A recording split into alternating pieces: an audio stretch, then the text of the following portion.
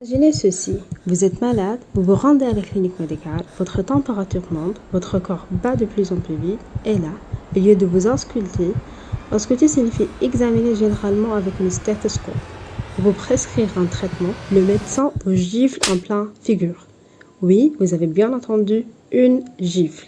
Une gifle signifie une claque, une baffe, un slap. Aujourd'hui, nous allons parler de païdalagine, la thérapie par la gifle. Alors, c'est parti. Païdalagine, c'est une méthode liée à la médecine traditionnelle chinoise qui consiste des techniques de tapotement. Païda, tapotement signifie taper doucement sur quelqu'un, taper. D'étirement, étirement, étirement signifie étirer les muscles ou les articulations, stretcher, pour soi-disant purifier les sangs des toxines et favoriser l'auto-guérison. Auto-guérison signifie la capacité du corps à se guérir lui-même. The ability of the body to heal or cure itself. Les praticiens de païdalagine croient que cette méthode améliore la circulation sanguine. Circulation sanguine signifie la circulation du sang dans le corps et élimine les chats. Les chats signifient les toxines. Hong Xichao, principal promoteur de cette méthode, a organisé des ateliers.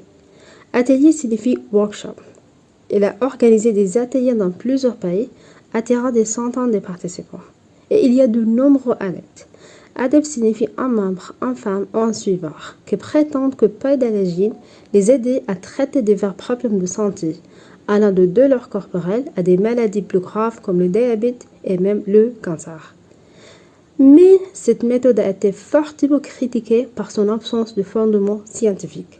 Les experts affirment que les résultats observés ne sont que des écumos. Écumos signifie une marque bleue causée par un coup et des vaisseaux sanguins rompus. Vaisseaux sanguins rompus signifie de rupture de petites vaisseaux transportant le sang et non de signes de guérison. Et en plus, des incidents tragiques sont liés à cette méthode. Prenons l'exemple de Daniel Carlgon, un Britannique de 71 ans décédé le 20 octobre 2016 d'une crise de cytocytose diabétique, complication grave de diabète.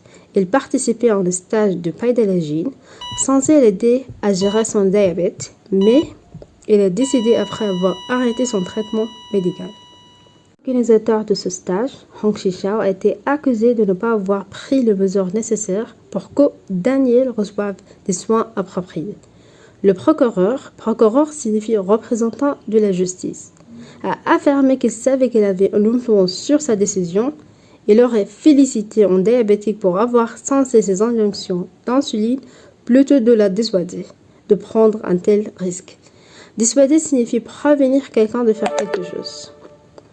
Lors de son procès, Hong Xichao a affirmé qu'il ne recommanderait jamais à un patient diabétique de ne pas prendre son insuline, bien qu'elle exprimait ses inquiétudes quant aux effets secondaires. Effets secondaires signifient des conséquences indésirables de la médecine moderne. Hong Xichao a également été condamné en Australie en 2023 à 9 ans et demi de prison pour la mort d'un enfant de 16 ans, dont les parents adeptes de ces thérapies avaient cessé de lui administrer de l'insuline. Pour terminer, retenez ceci. La santé est précieuse. Il est important de faire attention aux méthodes qu'on choisit. Il est essentiel de se tourner vers des traitements qu'on fait de leurs preuves soutenues. Soutenu signifie appuyer ou supporter par des études scientifiques solides. Avant d'essayer de pratiques alternatives comme païdalagine, consultez toujours un professionnel de santé. Merci d'avoir regardé cette vidéo. Si vous l'avez trouvée utile, n'oubliez pas de vous abonner et de partager. Prenez soin de vous et bientôt pour un nouveau sujet. Adios, ciao.